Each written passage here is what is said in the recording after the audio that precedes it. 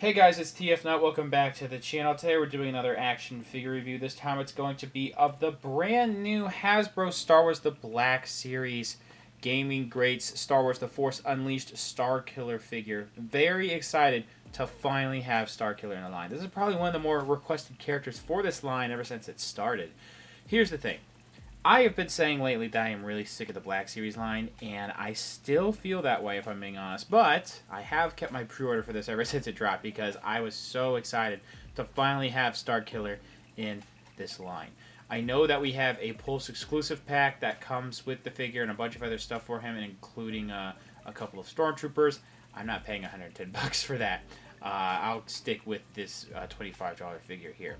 We also have the return of the plastic, the window box packaging here. Very excited for that because I always really liked this packaging ever since it was introduced in 2020. Very cool box that does say Black Series around here, different colors. You have the different parts that say the character's name. It also has legends on the box. The gradient of the image that's on the side is also on the back of the packaging. You also have the multilingual read-up that's on the back of the packaging as well. Very cool to see there. This is figure number 26 out of the Force Unleashed, or just gaming grade stuff, really. And on the bottom here, there is a barcode in case you need it. Let's go ahead and take a 360 look at the figure there. I think it looks very nice. However, right out of the box, I already have a particular problem with it. So we're going to go ahead and take a look at the accessories, then we'll address that problem in the detail portion. All we get is a red lightsaber, nothing else, no different saber pieces. I know that the Pulse exclusive one also has some blue saber pieces and also has some swooshing effects with that. Wish that we had at least a little bit more here, but this still looks nice. And the way that this actually, there's a bit of an indent, I didn't realize that, right there to fit the top. I forget every little saber piece, the names, of course. So that fits with that, and that way, like if you were to accidentally turn it like this, then you'll be like, oh, I didn't plug it in all the way. It fits right back in there. The actual handle here, the hilt, this looks sick. You have some exposed parts in there. That looks really good. The silver on here is really nice. You also have this plug here you can get on his belt, and I'll show it off in a second. And then you have this red translucent plastic for the saber piece, looking really nice. Weapon storage, right? There's multiple places you could put this. I assume if you want to put different lightsabers on him, then there you go. But you could plug that one there, or it might be a little bit hard for me to see. You could plug that one in there, like so, and I didn't do the greatest job. But you also have one, no, that's just it. 4 different slots there, I'm pretty sure. Unless I'm looking wrong and I'll find something later. Oh, there's one slot. So there's 5 slots. You could put one right here on the side, too. So lots of different ports to put the lightsaber, which I actually think is really cool. So I just realized, actually, the problem I have with this figure is more in the articulation, but I will mention it in a little bit in this particular section. Moving this to the right, I do have an image of Starkiller on the screen. I believe he was using the likeness of Sam Witwer, right? So I don't really entirely see it. I don't think it's bad likeness entirely, but I do think it could be better. Also, with this particular face, there's some things that are kind of off about it. Is it me, or does the nose seem like it's a little crooked moving off to the right? And then, like, look at the right eye placement compared to the left eye. It's, like, really lifted up. I think that's kind of weird. I think at some angles you're really not going to see it too much. Yeah. But I don't know. I feel like the actual shape of this head is kind of weird. I also think that the detailing on the head here could be a little bit better. I also think that the paint here is actually kind of nice. There's like a little bit more of a brighter brown going into a darker brown, but I don't know. I don't think the hair looks all that great. But the actual sculpting on the face, the rest of it's not too bad. The face printing on there is nice. Moving on to the body, the chest and shoulder piece here, this looks actually really nice. I believe it's molded in this color. I think they may have added a base coat of something, but the metallic detail on it and the paint looks really good. The shining on there is really cool. I'm digging that a lot. And then I do think there may be a way for you to pop off the head and maybe lift the shoulders up. You probably could take this off if you wanted to. I don't know how. Sometimes when they have overlaid pieces onto the figure, they sculpt around that so it would look a little weird and a little smooth. So keep that in mind. But it is removable. All this is moving around there. They did attempt some blood. I honestly would have preferred if they kind of didn't, because I think it's a little, you know, it's not great looking. I mean, I appreciate the effort, I guess. You see there on the forearm, that blood actually doesn't look too bad.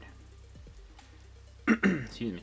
The rips and tears on the actual suit look nice. I do think that, you know, there's actual texturing on this outfit, but I do wish there was more actual paint. They have a little bit of like a coat of paint with the strap here, but then there's like darker, like grayish green here. It's all just one color. But then you get down to like the arm brace there with the red and silver on that. That's pretty sick. And they do have some detailing in the actual elbows there. All those wraps around his arms look really good. This hand, you do have some black on there. Do these hands pop off at all? So they should pop off because, you know, in the exclusive figure, you get a bunch of different hands. So if you have other hands you may want to use with this figure that may work, then go right ahead. The rest of it, yeah, there's not much else for you to talk about with the arms. That kind of are done the same way with the texturing here, a little bit of darker green there, and the wrap around the hand there, kind of like this glove. That looks good, and this is more like a Force hand. That's pretty cool.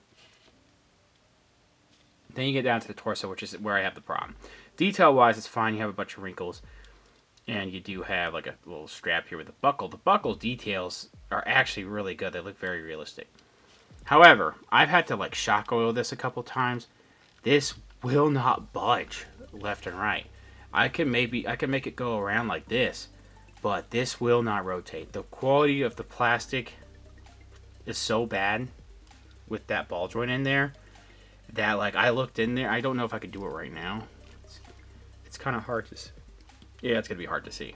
But, like, it's already, like, stressed. Like, in there. Like, either at the base, going near his crotch, or just, like, at the halfway point of the ball joint. It's just really not good quality plastic. So, I can't rotate this, man's torso for you guys, unfortunately. The rest of the straps, though, have really nice detailing. I do like the buckle there. Another silver buckle. Little loops and straps and all that. Again, the ports for the different placement of the, the lightsaber looks really good. This flowing skirt piece, you have like some green going down to like a gray there. Not bad. There's some rips and tears looking really good. Then we get down, I can't really see how the rest of these legs look too well. I mean, I guess like the crotch area and the back area, I can't really see that well. There's some wrinkling. Excuse me, throat's a little dry. But we do have nice texturing on the pants, as you see, and a nice seam line going all the way down. Now, I don't love when they do this. They really like to over-sculpt a giant piece that goes over the knee. And I do think, like, I know it's supposed to, like, keep everything looking kind of seamless that way to cover the joint. When you look at it hard enough from the side, at least, I think it's pretty ugly, if you ask me. Back of the knees have some nice, wrinkles actually sculpted there. Bending the knee forward, it's just a smooth piece there. I should back out a little bit. I've been pretty zoomed in this whole time. Giving you maybe another wide look at all that. Now the boots, I actually really like how they look. They have really nice texturing of the wraps in there, and there's like a little bit of variation of like brown and green going on in there. A little bit of like dark gray. That's really cool. They look very realistic to me, for Hasbro standards at least. When you look a little harder, you start to see that, yeah, the paint could be a little bit sloppy. But like, it looks really good, like just through the viewfinder right now. And then the top of the shoes also look pretty good too. I mean, again, this breaks up the scope, but that's going to happen. And then the top of the feet look really nice, the wraps there. They didn't continue the wraps, of course. They continued the green there. Did they actually? It's like a lot of green here and nothing there. It's not really a complaint, it's just kind of strange. But they do have some actual details continued on this side here. So that's interesting.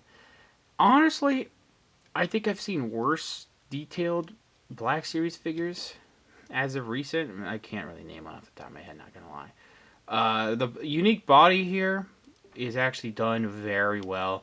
Not much for you to complain about. I think that just mostly paint-wise, it's not great. And this likeness, I also don't think is amazing. Articulation is pretty basic with this line. We have a dumbbell joint in the head and then a joint in the neck. So that's as far up as it wants to go. It could be better. It could be worse. Down that far, it could also be a little better, I think. Side to side, it's actually not too bad. Yeah. Swivel there, pretty decent. We do have butterfly joints here, but they really don't move that well. Arms go all the way around here, and then they go out like that. The upper, actually just an elbow swivel. Single joint elbow, you get about 90. And then both hands do move up and down, and then they swivel, but this one's a little tight. I feel like that's like that with a lot of Black Series figures. Again, ball joint waist, it just won't budge. I don't want to break it. All the way around there. Yeah, it sucks. Not gonna lie. That just the quality of the plastic ruins the torso articulation. Splits are pretty good though, actually. And then you can kick out forward even with this soft plastic piece that kind of gets in the way. The back actually it could be better, but not too bad. You do have a swivel here at the knee, and then a single joint there at the knee. It moves. It could bend a little bit, you know.